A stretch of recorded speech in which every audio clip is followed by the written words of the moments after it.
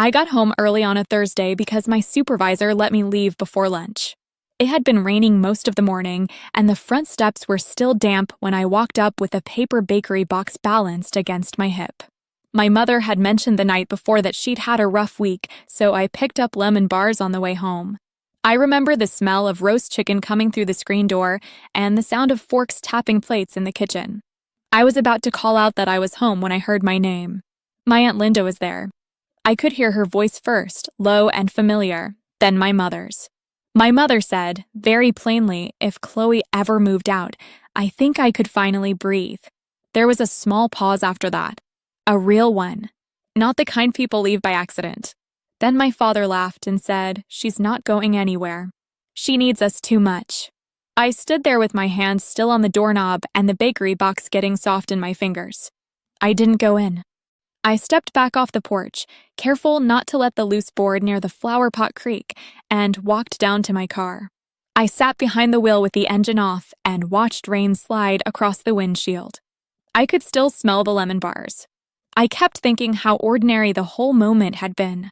No argument, no anger, just 3 people sitting down to dinner, talking about me like I was a household problem that had stayed too long. That was the part that settled in the deepest.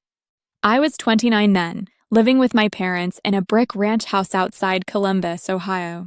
On paper, it probably looked like I had never fully left home. In reality, I had been holding half that house together for years. When my father was between jobs, I covered groceries and the electric bill. When my mother stopped driving at night because her vision had gotten worse, I handled pharmacy pickups and late appointments. I worked full-time in operations for a regional medical supply company, and most evenings I came home to a second shift nobody officially called work. I told myself a lot of things during those years. That families go through seasons. That money gets tight. That helping for a while is different from staying stuck. I told myself I was being practical. Sitting in that car, I stopped telling myself those things. I waited 10 minutes before going back inside. Long enough to look normal.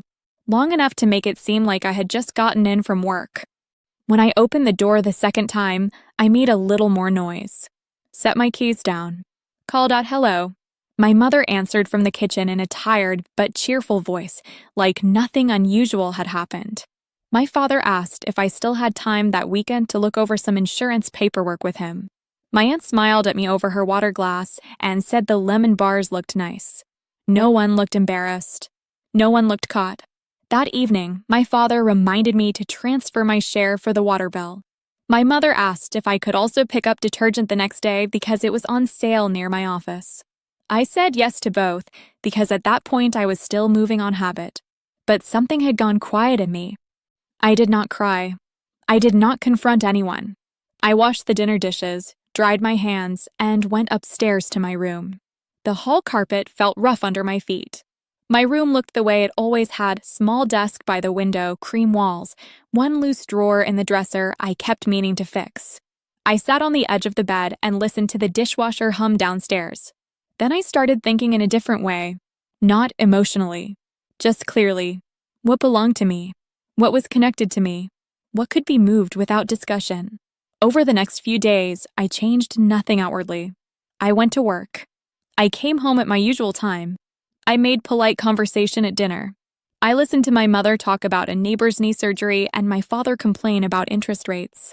If they noticed I was quieter, they didn't mention it. Inside my room, I began sorting. My birth certificate was in the file box under the desk. Passport in the back of the closet inside an old shoebox. Social Security card tucked into a small envelope with my college records. I started taking pictures of account numbers and scanning documents during my lunch break at work. I opened a new checking account at a branch across town on a Tuesday afternoon and changed my direct deposit before I drove home. I didn't do it dramatically. I did it the same way I handled vendor spreadsheets and shipping errors at work. Step 1, gather records. Step 2, separate money. Step 3, make a plan no one else can interrupt. At first, the changes were small enough that no one paid attention. I stopped picking up extras at the grocery store. I stopped automatically covering the whole total when my mother came up short at checkout. When my father asked if I could drive him to physical therapy the following Monday, I said I had a meeting I couldn't move. He frowned, but he found another ride. The house itself started to look different once I understood my place in it. The framed family photos along the hallway. The stack of unpaid envelopes near the microwave. The list on the fridge in my mother's handwriting with things she expected me to do that week, written as reminders, but never really phrased like requests. One Friday on my lunch break, I toured a studio apartment over a locksmith shop in a quieter part of town. The building was older, but the windows were clean and the radiator clicked softly instead of banging. The landlord, a man named Terrence, showed me the narrow kitchen and said most people stayed there longer than they planned because nobody bothered them. That stayed with me. Nobody bothered them. I filled out the application that afternoon. 3 days later, while I was at my desk reviewing an invoice report, Terrence called and told me I'd been approved. His voice was steady and practical. He said if I wanted the place, he could hold it until Wednesday with a deposit. I looked at the spreadsheet in front of me, then at the rain starting again against the office windows. And for the first time, leaving felt less like an idea and more like a date on a calendar. Then I waited. I signed a lease the next morning before work. The office was on the second floor above a tax preparer, and the carpet in the hallway had that flat, clean smell older buildings get after too many winters. Terrence read through the basics with me at a metal desk near the window. Rent due on the 1st. No smoking. No overnight guests for more than 7 consecutive days. He slid the keys across to me on a plain ring with one blue tag. I put them in my purse and felt calmer than I had in weeks. I did not tell anyone. That became the pattern. I handled each piece quietly and in order. I bought boxes from a shipping store on the far side of town. I packed 1 or 2 at a time and labeled them like work files so they would not draw attention if someone came into my room. Winter clothes, books, tax papers, kitchen things I had paid for myself and kept in a cabinet no one else used much. I took smaller bags out in the morning with my laptop case and loaded them into my car before anyone noticed. At dinner, everything stayed almost exactly the same. My mother asked me if I could cover the internet bill because it was due before payday. My father asked if I had a little extra for his prescription refill until he moved money over. Neither request was large enough to start a fight. That was how it usually worked. Not one huge thing. Just a steady stream of smaller things presented like passing inconveniences. I had spent years solving them so smoothly that my help had stopped looking like help to them. It looked normal. Once I saw that clearly, I started noticing details I had trained myself not to examine. My father liked to say he was waiting on a payment from a consulting job that never seemed to fully settle. My mother clipped coupons and talked constantly about budgeting, but she also kept ordering things late at night when she was upset. Decorative storage bins, seasonal blankets, skin creams she saw online, the kind of purchases that were easy to dismiss one at a time. Together, they formed a pattern. They were both living on the assumption that I would keep absorbing the gap. I never said that out loud. I just kept records in my head. At work, I was the opposite of uncertain. I managed regional logistics for a medical supply distributor, and my days were built around sequence, accountability, and timing. If one shipment was late, the whole chain shifted. If a number was off, I traced it back to the source. I spent years making systems behave. That was probably part of the reason I lasted as long as I did at home. I knew how to stabilize things. I knew how to step in before a small problem turned expensive. The difference was that at work, people acknowledged the labor. At home, they called it being sensitive if I ever looked tired. About a week before I moved, I got home after dark and found my father at the kitchen table with 2 envelopes and his reading glasses low on his nose. He tapped one of the envelopes when I walked in and said, "I may need you to move some money over for a few days, just until something clears." He said it casually, like we were discussing the weather. I set my bag down and asked, "How much?" "Maybe $800. I remember the hum of the refrigerator and the overhead light reflecting off the table's scratched finish.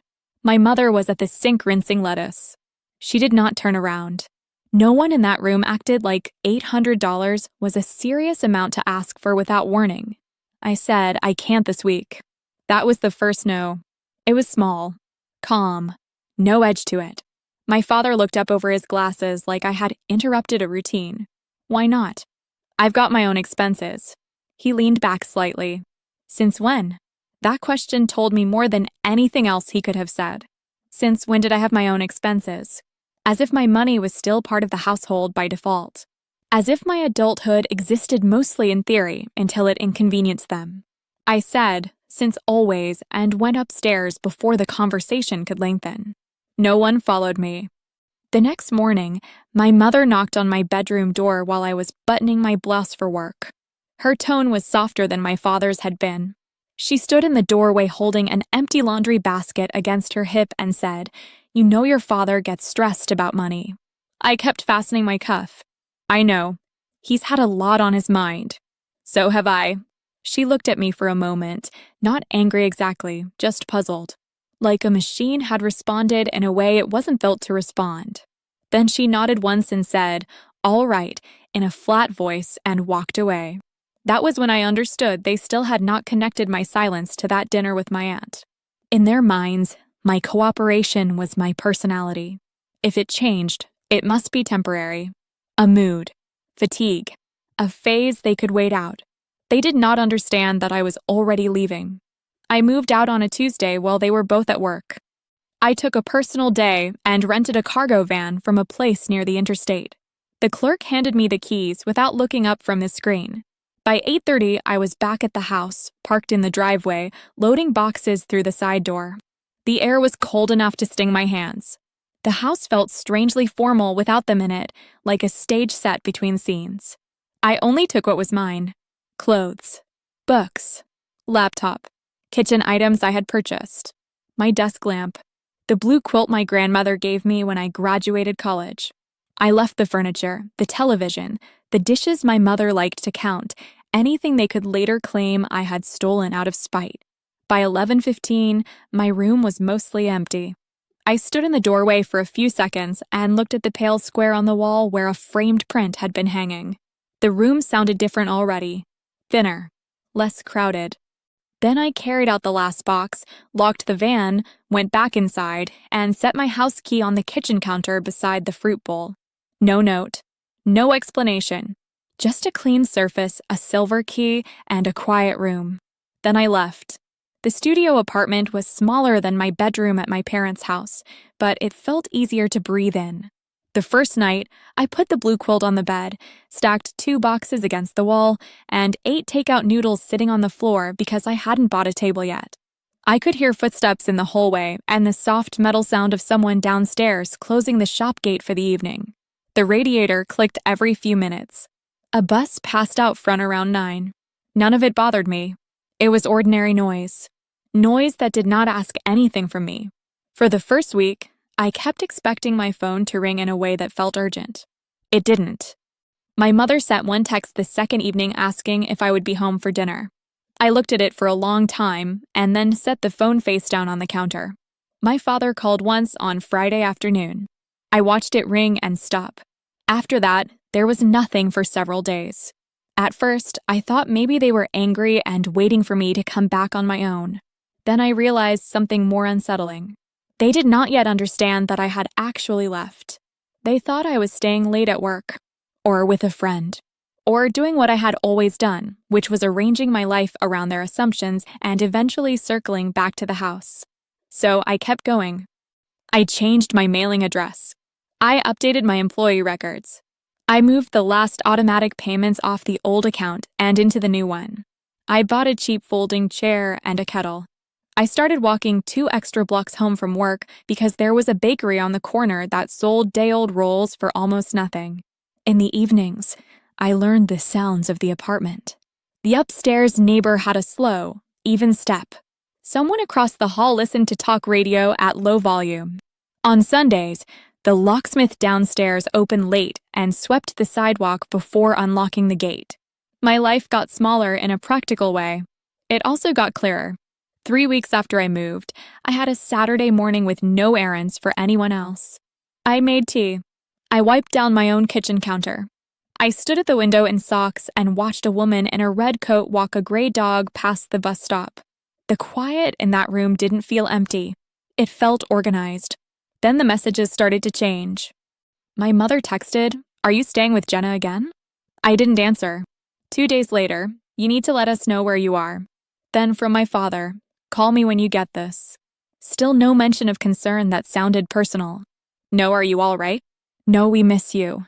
Just the language of inconvenience, coordination, disruption. By the end of the month, there were 6 missed calls and 3 short texts. I read them, but I didn't reply. I wasn't trying to punish them. I was trying to hear myself think before they filled the space again. Then, almost 3 months after I moved, I got a voicemail from my Aunt Linda. I was sitting at my desk at work when it came in. The office was cold the way it always was in late afternoon, and the hum of printers carried across the floor. I let the voicemail sit until I got home that evening. Then I heated soup, changed into a sweatshirt, and pressed play with the phone resting on the counter. Linda sounded flustered in a way I had never heard before. "Chloe, call me back when you can. Your parents are saying your room's empty. Your father tried to move money around and something isn't connected anymore. I don't know what's going on, but they're upset and I think you need to call." I replayed it once. Then again. They had noticed the room, but only after they noticed the money.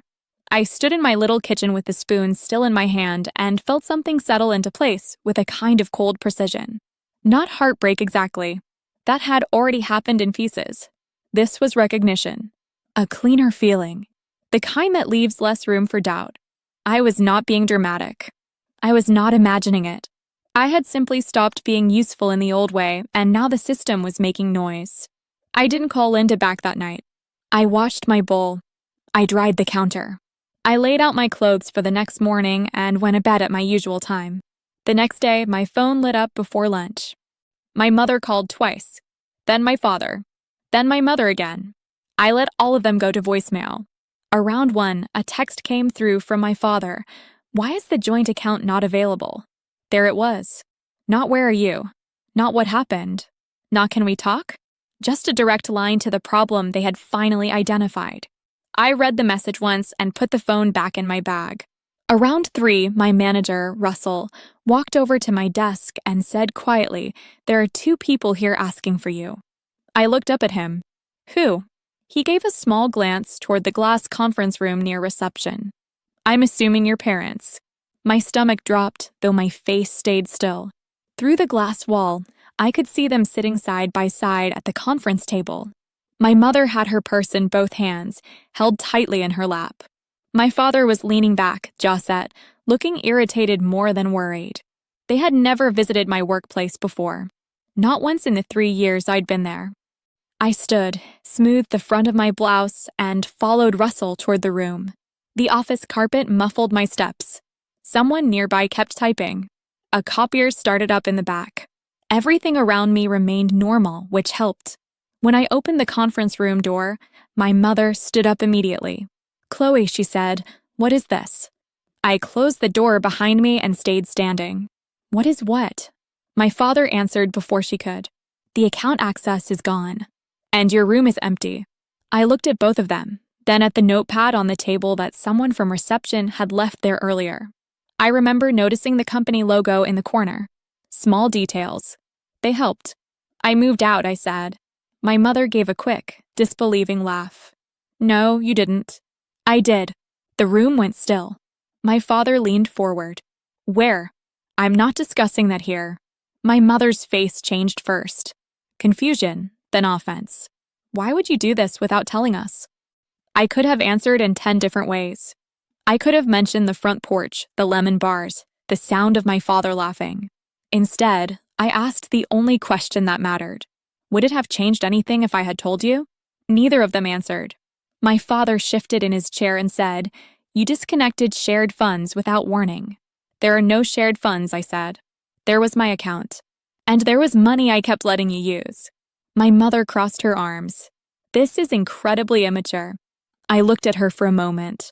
Then I said, calmly, "I heard what you said to Aunt Linda." That landed. My mother's hands dropped from her arms. My father looked away first, toward the glass wall, then back at me. My mother said, "Quieter now, you are home." I got there early. She sat back down slowly. My father cleared his throat. That conversation was private. It became mine when I heard it. No one said anything for a few seconds. Outside the glass wall, two people from accounting walked by carrying folders. Russell paused at the reception desk, glanced once toward the room, then kept going. The world stayed orderly. I held onto that. My mother's voice tightened. You took it the wrong way. What was the right way? Again, no answer.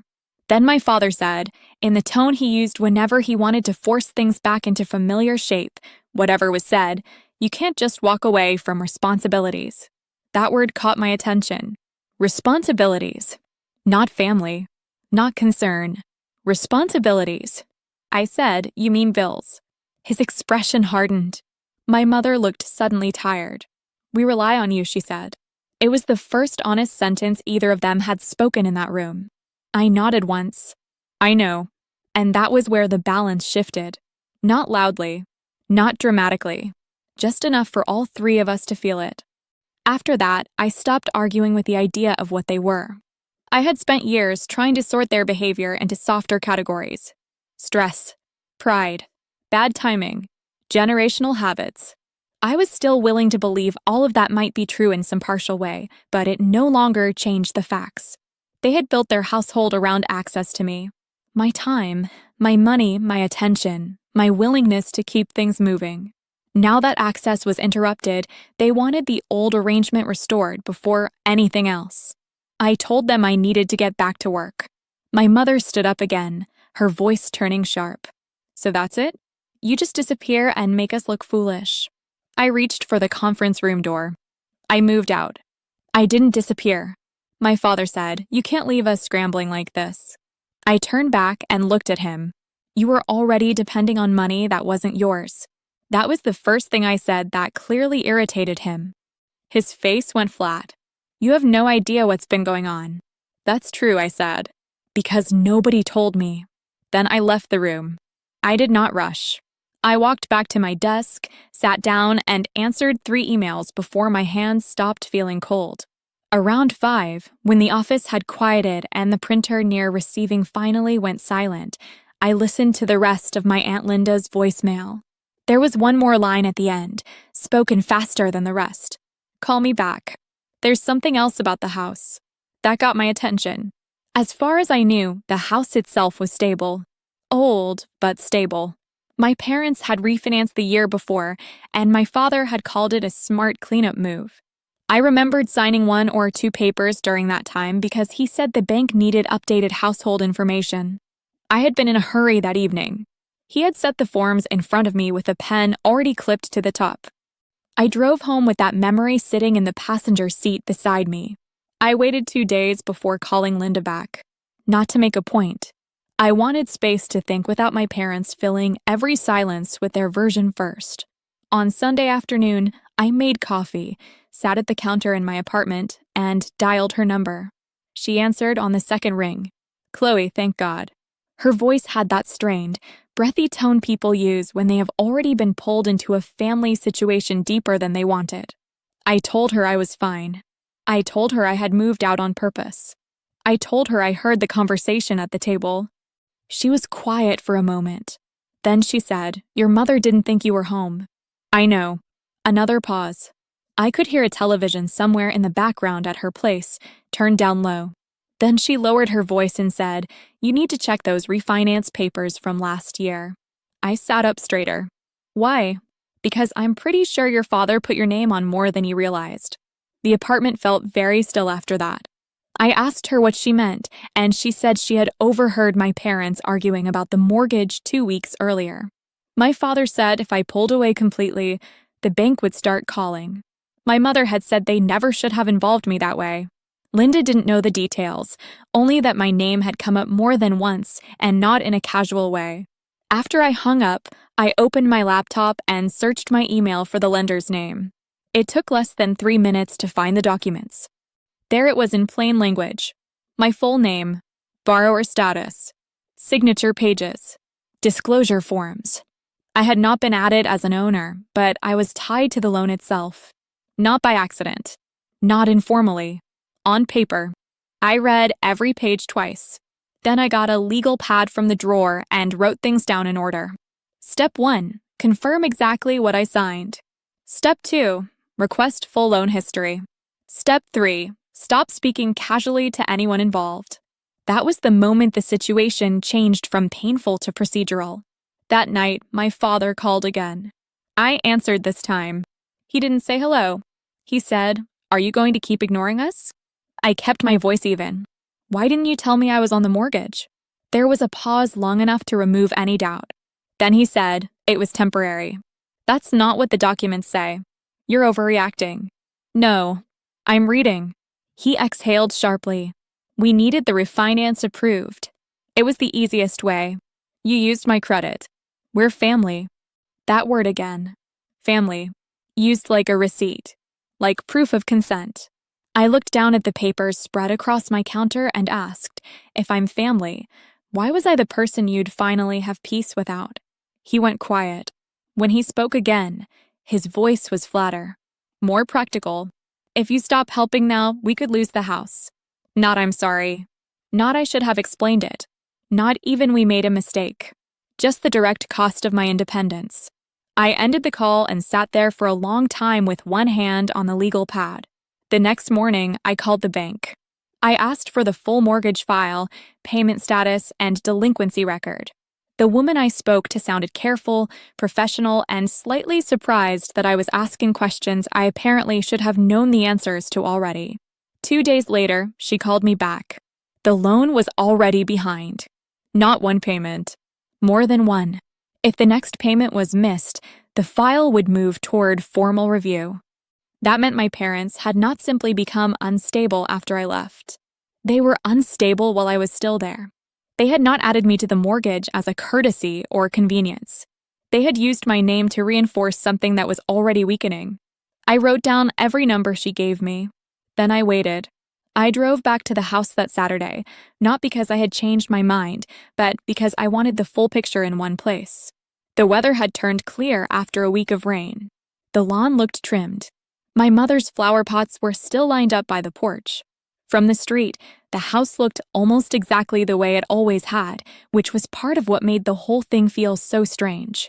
Systems can be failing long before anything visible changes. My father opened the door before I knocked. He looked tired in a way I had not seen before. Not dramatic, just worn down. His shirt was wrinkled. There was stubble along his jaw, and he moved aside without saying much. My mother was already in the kitchen, standing by the sink with both hands wrapped around a mug she wasn't drinking from. On the table were 3 neat stacks of paper, bank letters, utility notices, and a packet clipped together with a blue binder clip. No one offered coffee. No one made small talk. I sat down across from my father and set my folder on the table without opening it. He slid the clipped packet toward me. "This is a payment plan proposal." I didn't touch it. "For what amount?" He named the number. It was large enough to matter and small enough to sound survivable, which told me he had thought carefully about how to present it. Not the total problem. Just the portion he thought I might agree to cover if it sounded temporary. My mother finally spoke. "If we catch up now, we can stabilize things." I looked at her. "How far behind are you on everything else?" She lowered her eyes to the mug. My father answered instead. "That's not the point. It is the point."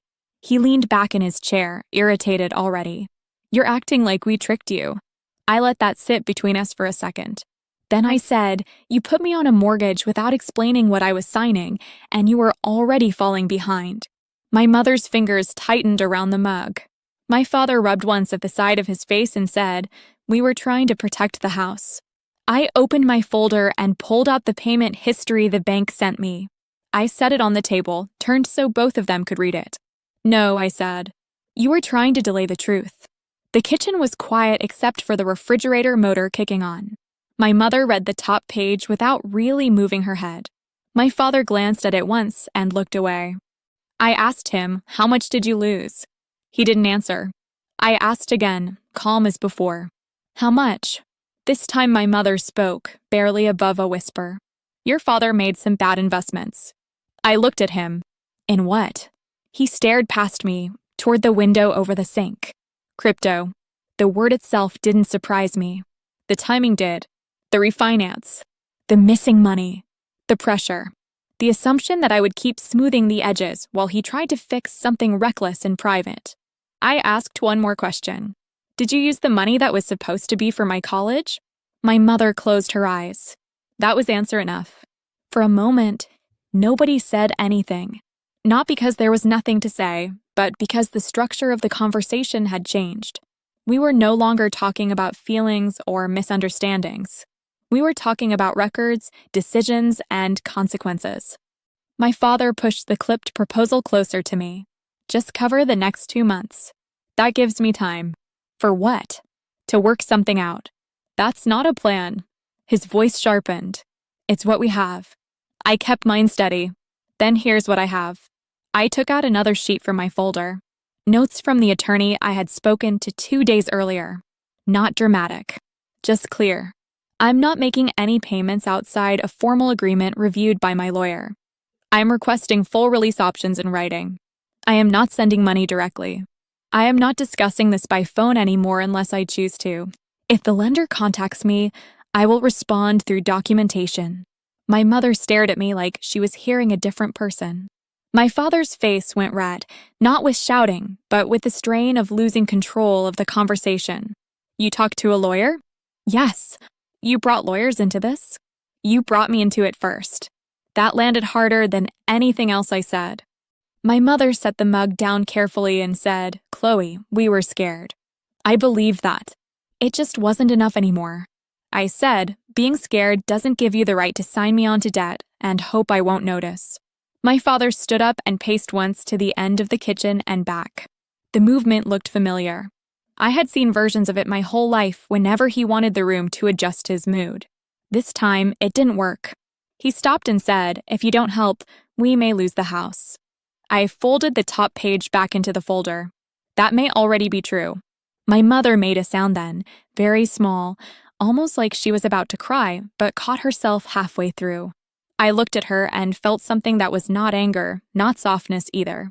Just recognition. They had built their stability on my silence, and now silence was no longer serving them. I stood up. My father looked at me. So that's it? I picked up my folder. That's clarity. No one followed me to the door right away. I slipped my coat on, opened it, and felt the cool air from outside move across my face. Behind me, the kitchen stayed quiet. Then my mother said, in a tired voice, "What happens now?" I turned back once and said, "Now everything gets written down." Then I left. What happened next was slower than my parents expected and faster than they were prepared for. Once I stopped taking calls casually, the entire situation became easier to see. People say paperwork is cold, but I didn't experience it that way. I experienced it as clarifying. Every letter had a date. Every notice had a balance. Every missed payment had a timestamp attached to it. The story got smaller and more accurate once it moved onto paper. The attorney I spoke with was a woman named Denise Harper. Her office was in a brick building near downtown, above a dental practice and across from a parking garage that always smelled faintly like damp concrete. She had a very calm way of speaking. She didn't try to comfort me, which I appreciated. She just asked for the documents in order. Mortgage file, payment history, refinance disclosures, any texts or voicemails related to the loan, any proof that I was not on the deed. I brought everything in a labeled folder and set it on her desk. She read for a while without talking, turning pages carefully, making short notes in the margins of a yellow pad. Then she looked up and said, "You signed as a borrower, but you were not given a full explanation of the liability. That matters. Also, if they represented this as a routine refinance form and did not disclose the actual exposure clearly, that matters too." I asked her the practical question first. "Can I get off this loan?" She said, "Not quickly. But there are ways to reduce your risk and document that you were brought into this under misleading circumstances." That was enough for me to start. From then on, I handled it the same way I handled difficult work problems. Step 1, stop informal contact. Step 2, preserve records. Step 3, respond only to verifiable facts. Denise sent a formal request for full lender communication, delinquency confirmation, and release options. She also sent a letter to my parents instructing them not to present any further payment requests to me outside documented legal channels. The wording was simple, direct, not hostile. That mattered. It established a boundary without turning the whole thing into theater. My father called me twice the day the letter reached the house. I didn't answer. Then my mother sent a text. Did you really have a lawyer contact us? I replied with one sentence. Yes. Please keep all future communication in writing. After that, the tone changed. Not kinder, just more careful. My father stopped sending messages that sounded like commands. My mother stopped pretending this was all a misunderstanding. They both understood, finally, that I was not stepping back into the old role just because the pressure increased. A week later, Denise called and said the bank had confirmed the account was in deeper trouble than my parents admitted. There were mortgage arrears, yes, but also late utility notices and a secondary line of credit attached to the property. That was the part my parents had not mentioned at all. I sat at my small kitchen counter with a pen in my hand and asked, "Can you repeat that?" She did. A line of credit against the house. Opened after the refinance. Used heavily. I wrote the amount down and stared at it. That explained the missing shape of things. Why my father always seemed to be waiting on something. Why the panic felt layered. Why the request at the kitchen table had been so oddly specific, as if he was buying just a little more time. He wasn't trying to solve one missed payment. He was trying to keep several problems from being looked at all at once. Denise said, based on the sequence here, they were patching one obligation with another. It's not uncommon. It also means you were attached to a more unstable financial structure than you were told. I thanked her, hung up, and sat still for a minute. Outside my window, someone was dragging a trash bin down the alley. I could hear the wheels thumping over cracked pavement. The kettle on my stove had just started to click as it cooled. Those ordinary sounds helped. They reminded me that I was not inside the chaos anymore. I was adjacent to it, documenting it, responding to it. About 2 weeks after that, I got written notice that the lender had moved the file into formal pre-foreclosure review. There it was. A date, a deadline, a process. My mother called that evening and, for the first time since I left, she did not start with blame. She sounded tired. We got a notice. I know. There was a small silence. Then she said, "Your father thought he could fix it." I believed that too. I could hear it in the way she said it. Not as a defense. More like a fact she had finally gotten tired of carrying around. I asked, "Did you know about the line of credit?" Another pause. Yes. How long? A while. I looked down at the grain of the countertop under my hand.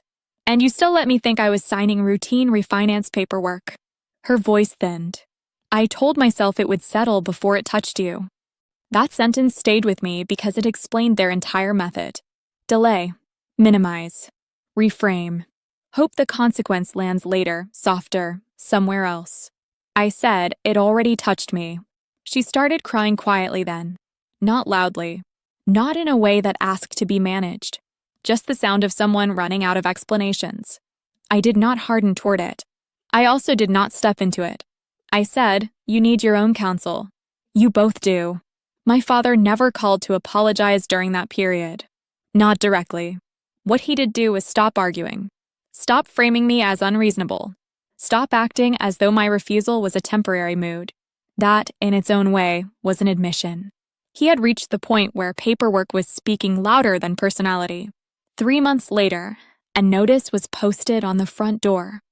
Not a dramatic scene. Just a sheet under plastic, fixed to the wood, with dates and filing information that made the situation official in a way feelings never could. My mother sent me a picture of it without any message attached. I looked at it on my phone during lunch break at work, then put the phone away and finished my sandwich. That night, she called again. This time, when I answered, she said, "We have to leave." No blame. No confusion. No mention of what I should do. Just the plain outcome. I asked when. By the end of the month. In the background, I could hear cabinets opening and closing. Cardboard moving. The practical noise of a household being undone. Then she said something I had not expected to hear in a clear voice. "We should have never treated you like your life was there to hold ours up." I closed my eyes for a second. 3 months earlier, that sentence might have changed the direction of everything. Now it simply confirmed what I had already built the new life around. I told her, I hope you find somewhere stable.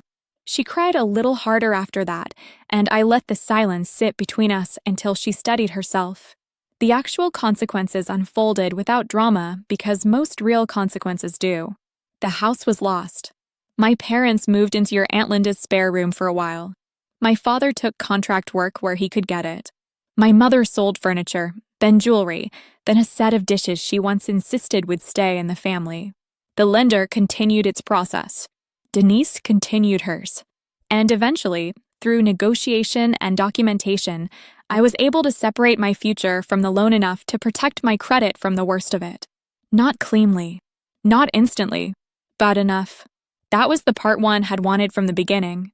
Not revenge, not collapse, just separation. Then I started packing again. A former coworker named Melissa called me the same week my parents got their move-out date. She had taken a position with a hospital supplier in Indianapolis the year before, and she said an operations opening had come up on her team. Better pay, better hours, a cleaner structure. She asked if I wanted her to put my name forward. I said yes before I could talk myself into waiting. The interviews moved quickly. By the time my parents were packing boxes at my Aunt Linda's house, I had an offer letter in my inbox and a start date 3 weeks out.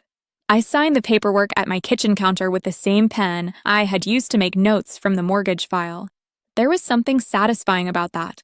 One set of documents had tied me to a problem I didn't fully understand. This new set belonged entirely to me. I found a small one-bedroom apartment on the north side of the city. Nothing fancy. Clean floors. Good light in the morning. A laundry room at the end of the hall. On my last night in Columbus, I wrapped my mugs in dish towels, folded the blue quilt, and packed my kettle in a box marked open first. I didn't make a speech out of leaving. I cleaned the studio before I turned in the keys, wiped the counters, swept under the radiator, checked the cabinets twice. The room looked almost the way it had the day I moved in, except calmer somehow. Used, but not burdened. I stood by the window for a minute and watched a delivery truck idle at the curb while the locksmith downstairs unlocked his gate for the day. Then I picked up my bag and left. My new apartment felt quiet in a different way. Less like recovery, more like ownership. The first week, I kept my evenings simple, unpacking one box at a time, hanging 2 towels in the bathroom, learning which cabinet should hold the tea and which one should hold the plates. I bought a small plant for the windowsill and a wooden spoon because I had somehow lost mine in the move. On the first Sunday there, I made coffee early and opened the balcony door even though the air was cold. I could hear traffic in the distance and somebody walking a dog below. I wiped down the kitchen table, sorted my mail into neat stacks, and wrote out my budget for the month. Rent, utilities, savings, groceries. Everything had a place now. That was the real change. Not that my parents finally apologized. Not that the house was gone. Not that other people could now see what I had been carrying.